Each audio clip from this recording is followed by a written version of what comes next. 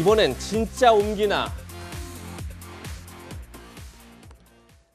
김영삼, 김대중, 노무현, 문재인 대통령 등 역대 대통령들이 대부분 약속하고도 지키지 못한 게 있습니다. 바로 청와대 이전인데요. 윤석열 당선인은 기존 청와대는 사라질 것이다. 이렇게 여러 차례 밝혔습니다. 먼저 윤 당선인 약속부터 들어보시죠. 제가 대통령이 되면 기존의 청와대는 사라질 것입니다. 새로운 대통령실은 광화문 정부 서울청사에 구축될 것입니다. 다음 정부는 임기 첫날부터 새로운 공간에서 새로운 방식으로 국정을 시작할 것입니다. 국민들의 직접 목소리도 들어야 되기 때문에 안전에 문제만 없다면 대통령 집무실에 앉아서 국민들께서 시위하고 항의하는 목소리도 업무에 조금 방해가 되더라도 막 들으면서 하는 것이 좋지 않겠나. 네, 청와대를 이전하려면 반드시 검토해야 할 사안들이 몇 가지 있을 것 같은데요. 저희가 화면으로 준비했습니다. 일단 정혁진 변호사님 같이 네네. 보면서 얘기를 하면 좋을 것 같은데 정 변호사님이 국방부에 계시면서 용산 미군기지를 평택으로 이전하는 사업을 담당하셨었잖아요. 네네. 자, 물론 그것보다 훨씬 더 어떻게 보면 청와대 이전이 더 복잡할 것 같긴 한데 자, 과연 중요한 것들 몇 가지를 저희가 이제 적어봤는데 대통령 직무실을 과연 그럼 어디로 옮길 것이냐. 일단은 정부 서울청사 내 국무총실 등이 검토되고 있고요. 더 중요한 게 대통령 관저죠. 지금 청와대 관저를 그러면 밖으로 빼야 할 텐데 삼청동 총리 공간으로 할 것이냐 아니면 한남동에 있는 참모총장 공간이 또 검토되고 있다 이런 말이 나오고 있는 것 같아요. 네네. 그리고 또 하나가 청와대 지하 벙커, 정확하게 말하면 국가위기관리센터 상황실인데 이 상황실은 어떻게 할지, 그리고 대통령이 이용하는 헬기장은 어떻게 할지 이런 것들이 좀 논란이 될 텐데 정 변호사께서 아무래도 이제 미군 기지라는 큰 기지 이전을 담당하셨으니까 저렇게 이전할 때 어떤 것들이 가장 논란이 되는 건가요? 일단은 뭐 집무실도 쉽지는 않겠지만 집무실 이전하는 것은 그렇게 큰 문제는 되지 않을 것 같다는 생각은 들고요. 예. 그다음에 관저 이전하는 것은 그다음으로 어려운 문제가 될 것 같습니다. 왜냐하면 이 역사적으로 보면은 지금 청와대 안에 있는 그 관저가 대통령 관저가 옛날에 일제 시대 때 조선 총독 관저였거든요. 예. 그러다가 이제 우리나라 해방되면서 미 군정사령관, 하지사령관이 이제 공관으로 썼고 그 다음에 이제 우리나라 정부가 수립되면서 이승만 대통령이 이 자리를 갖다 쓰면서 그때 이름을 경무대라고 지은 겁니다. 네. 경무대라고 지었는데 1960년에 이제 그 이승만 대통령 하야하면서 윤보선 대통령이 그 당선이 돼가지고 했는데 그 공교롭게도 같은 윤 씨인 윤보선 대통령이 이름을 청와대로 바꾼 거예요.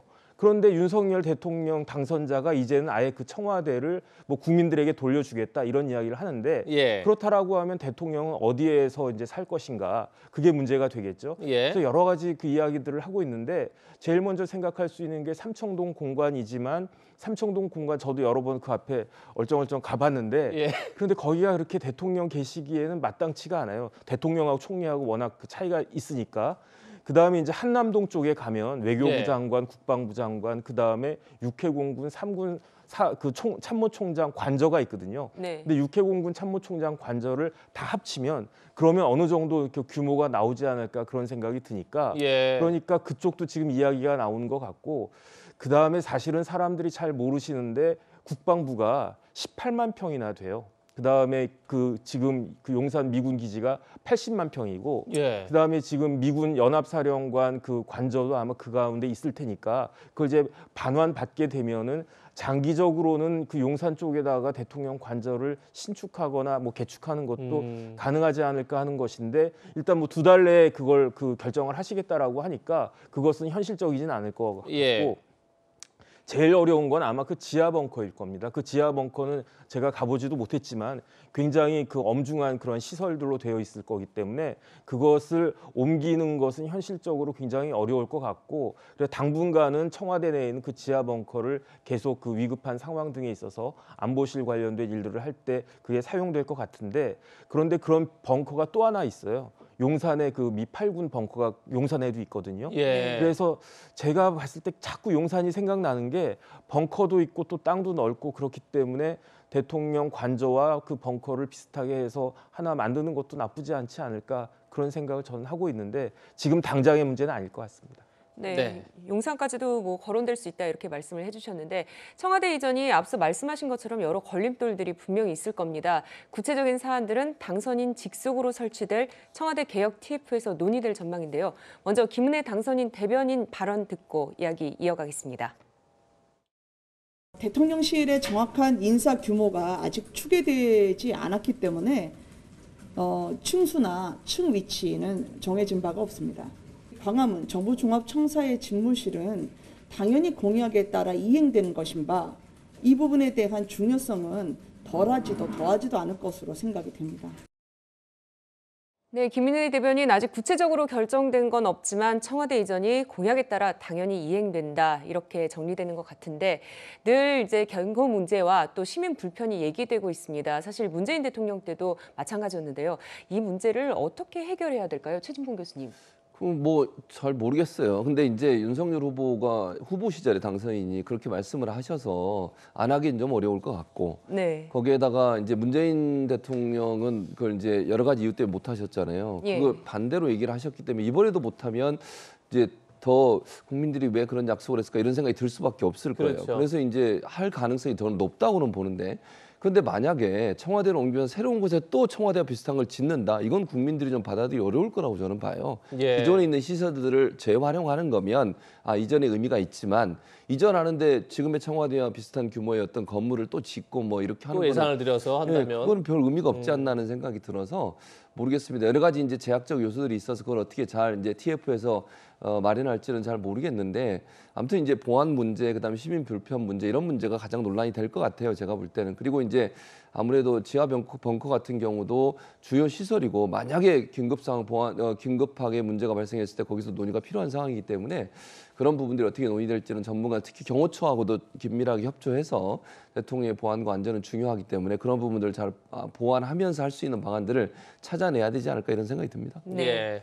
저는 그 예. 대통령이 당선된 다음에 청와대를 국민에게 돌려주고 광화문 시대를 열겠다라고 하는 윤석열 당선인의 저 약속을 저는 반드시 지킬 거라고 보고요. 예. 그 문재인 대통령도 똑같은 약속을 했지만 결국은 여러 가지 이유 때문에 이제 현실적으로 그걸 접었는데 네. 윤석열 당선인의 성격상 그 날짜가 5월 10일까지 완성이 되지 않더라도 청와대는 안 들어갈 것으로 제가 보입니다. 5월 10일 날은요. 그러니까 예. 저는 어떻게든 인수위가 그 활동 기간 동안에 청와대 개혁 TFT를 만든다고 했으니까 거기에서 경호처랑 긴밀하게 협의를 해서 점검해야 될 문제들을 상세하게 점검을 해서 만반의 준비 태세를 갖춘 다음에 저는 5월 10일 그 출범 때는 반드시 광화문 시대를 여는 것을 저는 당연하게 해야 된다고 보고요. 예. 여러 가지 거론되는 게 다 이제 보안, 경호, 테러 대비에 관한 이야기들입니다. 그렇죠. 주로 다 그런 내용이죠. 그렇습니다. 근데 그것은 이제 청와대 경호실의 이야기입니다. 그러니까 네. 어떤 의미에서 보면 청와대를 접고 광화문으로 나오겠다는 이야기는 뭐 단순히 장소를 옮긴다는 게 아니라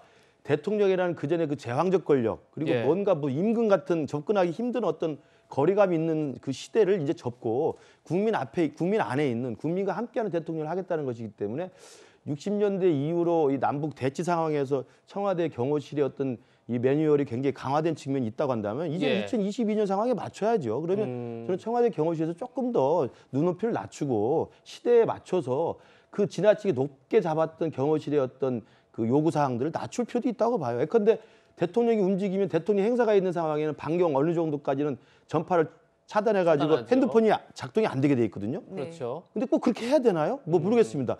그런 것들을 그러면 조금 더 지금의 시대에 맞게 그 부분과 수준을 좀 완화시키면 되기 때문에 저는 충분히 경호나 뭐 보안 문제에 대해서는 그 경호체의 말이지 예. 저는 당선인의 뜻과 그 진정성을 생각한다면 어떻게든 맞춰야 된다고 생각을 하고 NSC 같은 지하 벙커는 그대로 이용하면 됩니다. 청와대 집무실에서 NSC로 들어가나 광화문에 있다가 NSC로 가나 차를 타고 이동하면 되는 거기 때문에 그 시설을 그대로 이용하면 된다고 생각합니다. 그래서 집무실하고 단정한 청와대를 개방하고 나면 거기 시민들이 막 있을 거 아니에요. 개방을 다 해도 예. NSC 지하 벙커 같은 경우는 그 개방 안 하면 되죠. 그건 따로 관리하면 되는 거니까요.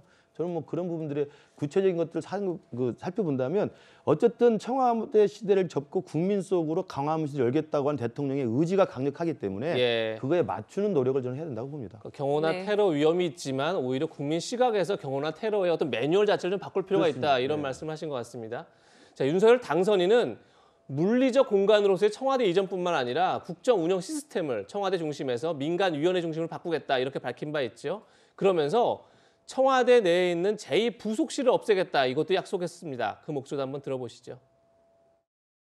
제 처에 대한 얘기가 나오기 전부터도 과거에 그 청와대 근무 경험이 많은 저희 선대위 관계자들하고 이미 얘기를 했던 것이고요. 그럴 필요가 이제 없다. 그 영부인이라는 호칭도 과하고 비서실의 그 지원 정도면은 충분하다. 그리고 대통령의 가족에 대해서 법 외적인 특수한 보장을 해주는 것은 법치주의에 맞지 않는 거라고 저는 생각하고 있습니다.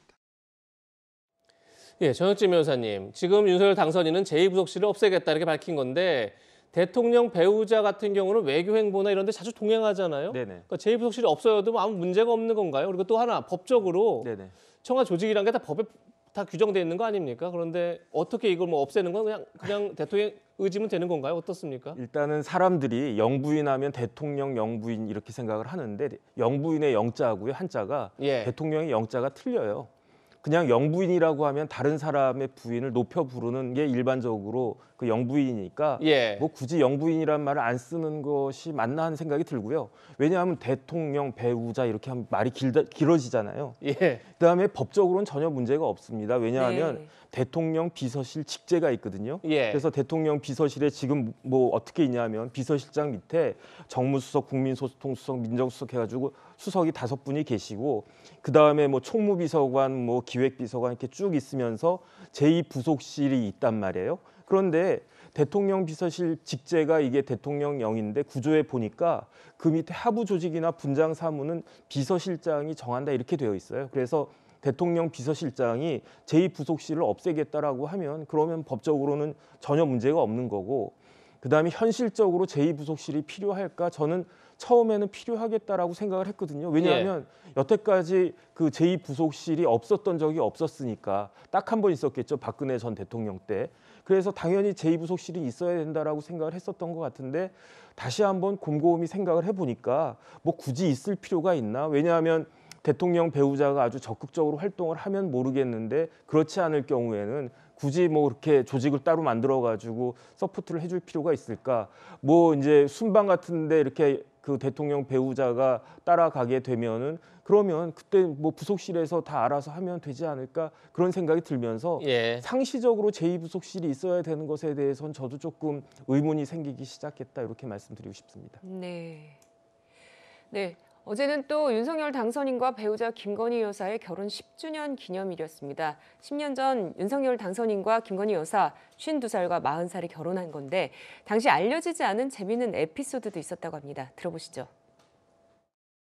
그 윤 후보 결혼식 때 하객이 엄청나게 많이 왔어요. 근데 많이 온 이유가 뭔지 아세요? 사람들이 다 정말 윤석열이 장가를 간다고 우리 이건 눈으로 확인을 해야 돼 이래가지고 사실은 바쁜 일 있고 그러면 축의금 대신 보내고 그러잖아요. 저희 대학 동기들도 다 왔어요. 네, 대학 동기들이 정말 결혼하는 게 맞는지 눈으로 확인하겠다 이렇게 하면서 결혼식에 왔다는 건데요. 이와 함께 김건희 여사가 최근 한 언론과 인터뷰한 내용도 화제입니다. 내용을 보면요. 결혼할 때 평생 밥 해주겠다고 약속했는데 10년이 지난 지금까지도 잘 지키고 있다. 그래서 국민과 한 약속은 더 잘 지킬 것으로 믿고 있다. 이렇게 얘기를 했는데요. 이렇게 결혼 전 약속을 잘 지키는 당선인의 모습을 부각시켰는데 또한 자신의 역할은 윤 당선인이 국정에만 전념하도록 내조하겠다. 이렇게 밝힌 바도 있습니다. 선거 기간 동안 모습을 보이지 않았던 것처럼 그렇게 그림자 내조에만 전념하겠다는 뜻인지 궁금합니다. 어떻습니까? 당선된 이후에 그 김건희 대표가 그 입장문을 좀 냈고요. 아까 말한 것처럼 예. 국정에 전념할 수 있도록 내조를 하겠다. 그리고 소외된 그늘을 찾아갈 수 있는 기회를 찾아보겠다. 이런 이야기를 했고 그다음에 알려진 것처럼 지금 그 결혼하게 되면서 연애하게 된 내용들도 좀 알려졌고요. 그다음에 서면 인터뷰에서 언론 인터뷰도 좀 했습니다. 예. 그래서 조금씩 이제 행보를 하고 있는데 그 전에 선거운동 기간에는 그 김건희 대표뿐만 아니라 뭐 김혜경 씨도 마찬가지지만 이제 배우자 논란이 있어서 사실 공식적인 선거운동에 적극적으로 나서지 못하는 한계가 있었습니다만은 그러나 어찌됐든 이제 대통령이 된단 말입니다. 그러면 대통령이 된다 하면은 관저에서 같이 생활을 해야 되고 그다음에 영부인으로서 영부인이나 호칭을 쓰든 않든 간에 어쨌든 공식적으로 대통령 부인 배우자로서 해야 될 업무들이 있을 수 있습니다. 그렇죠. 그런 활동들이 있을 수 있기 때문에 그것들을 지금부터 준비하는 것은 굉장히 필요하다고 생각을 해요. 그래서 네. 그러나 이제 국민들의 눈높이에 맞게 또 국민들의 여론과 민심에 맞게 김건희 대표가 정말 좀 납작 엎드린 자세로 그다음에 낮은 자세로 그 대통령이 직접 못 챙기는 소외된 이웃이라든지 또는 어떤 여성 문제라든지 아니면 문화예술 분야라든지 이런 예. 부분에서 보이지 않게 어떤 영부인으로서 활동을 하는 것은 저는 충분히 가능하다고 보기 때문에 그런 방향으로 저는 대충의 방향을 잡아서 준비를 하고 있지 않을까 생각이 들고요. 아까 나왔던 제2부속실 폐지나 영부인 호칭 안 한다는 이야기는 또 그 대통령 당선인이 지금 그 선거운동 기간 동안 계속 약속을 했던 거기 때문에 그렇죠. 윤석열 후보는 약속은 반드시 지키는 사람입니다. 그래서 그 부분에 대해서 제2부속실 폐지하고 영부인이나 호칭 안 쓰는 것은 분명히 할 것으로 보입니다. 네, 예. 공식적인 활동은 최소화하겠다 이런 그럴 걸로 것 보면 같습니다. 됩니다. 네. 네, 청와대 이전과 제2부속실 폐지, 청와대 개편 소식 짚어봤는데 이 사안 못지않게 관심을 모으는 게 또 하나 있습니다. 바로 검찰 개혁 관련된 부분이 아닐까 싶은데 헌정사상 최초의 검사 출신 대통령이 탄생했습니다. 과연 법무부와 검찰을 어떻게 바꿀지 주목되는데 먼저 윤석열 당선인의 사법연수원 동기이기도 한 박범계 법무부 장관은 윤석열 당선인에 대해 이런 말 남겼습니다. 먼저 과거 모습 먼저 보고 이야기 이어가겠습니다. 윤석열 검찰총장이 누굽니까? 이거 아니, 몰랐다? 형사부에 보고받지 배당된 않았기 때문에 몰랐다. 아니 이 사건이 총장님 자세를 똑바로 해주세요. 네. 수감기관입니다. 네네. 윤석열 경위는 너무나 우리 윤석열 총장 잘 아는 어린이 느낄 때 선택적 정의라고 생각합니다. 저는 그렇게 생각하지 않습니다. 안타깝게도 윤석열이 갖고 있는 정의감, 공정심 이 부분에 대한 의심을 낳게 되었습니다. 그것도 선택적 의심 아니십니까? 과거에는 안 그러셨지 않습니까? 과거에는 저에 대해서 안 그러셨지 않습니까? 네, 이렇게 격렬하게 논쟁을 벌였던 박범계 장관 어제는 윤석열 당선인에게 축하한다, 동기인데 축하의 말씀드린다. 당선인께 왜 소회가 없겠나 이러면서 윤석열 후보가 약속한 게 있죠. 당선인이 법무부 장관의 수사 지휘권을 폐지하겠다 이렇게 공약을 했었는데 언젠가 그 부분에 대해서는 공식적으로 인터뷰를 통해서 말씀드릴 기회가 있겠다 이렇게 소회를 밝혔습니다. 정혁진 변호사님. 네네. 윤석열 당선인이 가장 잘 아는 게 결국은 검찰, 법무부 이런 업무일 텐데 그러면 당연히 법무부 검찰은 어떤 변화가 불가피할 것 같아요. 지금 내부 분위기 어떻습니까? 지금 그 문 대통령 있을 때 잘 나갔던 사람들은 긴장하고 있을 거고 그 다음에 극단적으로 아주 그 물먹은 그 검사들은 기대를 좀 하고 있지 않을까. 4천 정도로 이렇게 순환하죠. 예. 네네. 그런 것 같은데 재밌는 게요. 사법연수원 23기거든요. 예. 거기에 누가 있냐면 윤석열 대통령 당선자가 있고 조금 전에 봤던 박범계 장관이 있고 네. 그다음에 지금은 많이 잊혀졌지만 이성윤 서울고검장도 23기입니다. 예, 네. 예. 그다음에 뭐 이번 대선에서 나름 맹활약했다라고 그 보수 측에서 생각하고 있는 강용석 변호사도 23기입니다. 예. 그래서 이제 23기들이 아주 독특한 역할을 많이 했는데 그 아마 이제 그런 부분들에 있어서 좀 이렇게 긴장도 하고 그다음에 기대도 하고 그런 분위기가 그러면서 제가 어떤 분하고 오늘 아침에 통화를 했더니 그냥 뭐 순리대로 가겠죠 그렇게 말씀하시더라고요. 저도 그렇게 생각이 됩니다. 네, 또 네. 다른 관심은 또 윤석열 당선인의 측근으로 분류되는 한동훈 사법연수원 부원장을 비롯해서 이른바 윤석열 사단이 주요 보직에 복귀할지 여부인데요. 정혁진 변호사님께서는 또 어떻게 보십니까? 그 윤석열 사단이 다른 게 아니고 예. 특수통이에요. 네. 특수검사들 아주 크고 중요한 그 수사를 많이 했던 그런데 이제 특수부에 누가 가느냐 검찰에서 나름대로 인정받고 유능하다고 생각되는 사람들이 많이 갔거든요. 그 대표적인 게 한동훈 검사장이죠. 근데 예. 한동훈 검사장은 뭐 술도 잘 못 마시는데 원래 검사들 술 잘 마셔야지 뭐 유리하다 이런 이야기도 하는데 한동훈 검사장은 술도 잘 못 마시거든요. 그런데 그야말로 일적으로 능력을 인정받아서 아주 검사장까지는 초고속으로 승진을 갖다가 했고 그 다음에 이제 한동훈 검사장 말고 윤대진 검사장도 어떻게 될 것인지에 대해서 좀 관심이 가고 그래서 제가 윤석열 사단이라고 지칭되는 검사들 현직을 갖다 쭉 봤더니 예. 뭐 벌써 이제 그 검사 그만두고 변호사 개업한 사람도 있고 그다음 대부분 많은 사람들이 고등검찰청에 가 있어요. 예. 거기는 그야말로 한직이거든요. 수사하는 데가 아니죠, 사실. 수사하는 데도 아니고 예. 뭐 서울고검, 수원고검, 뭐 대전고검 다 이런 데 가 있어서 그런데 이제 이런 사람들이 나름 그 검찰 동기들 중에서는 능력을 인정받았던 사람들이니까 다시 복귀하지 않을까. 그다음에 박찬호 검사장이나 뭐 이원석 검사장이나 이런 분들도 중용될 수 있지 않을까. 저는 그런 생각이 듭니다. 네. 네, 청와대 개편과 검찰 관련된 내용 살펴봤는데요. 이번에는 대선 결과를 다시 한번 복기해보는 그런 시간을 갖겠습니다.